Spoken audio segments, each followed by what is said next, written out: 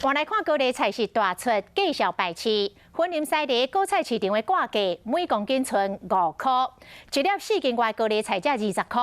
好尾有一张高丽菜园，都因为价小卖，歪采收，开放予民众免费台版。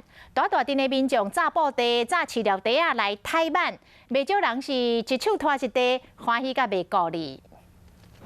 3分大的菜田，生满阁大阁青的高丽菜，卖相真好。不过田主无要收，拢总免钱，予民众来买。足重的菜两袋。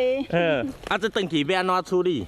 回去可能泡菜干啊，要卤，要做迄个泡菜。 83岁阿嬷一手赶一袋，用拖嘛要拖转厝。这对翁仔某买来高丽菜袋真大的塑胶袋啊，两个人做伙耕，阁真食力。阁有这位太太来来回回，唔知办过几摆，载过几逝。安尼几粒？哦，我今无足济转去啊。是哦。你过来问我几粒，我无法度算。每一个人拢办真济转去，机车前后拢是高丽菜，民众办甲真过瘾。不过田主自头到尾拢无现身。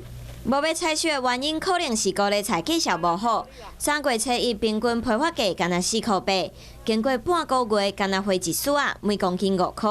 市面上卖一粒4斤外嘛，只要20块。对菜农来讲，价销实在无好。采收个付工钱、包装费，而且换洗个卖无偌济钱，所以规期开放予民众来买，嘛会使避免了钱倒贴。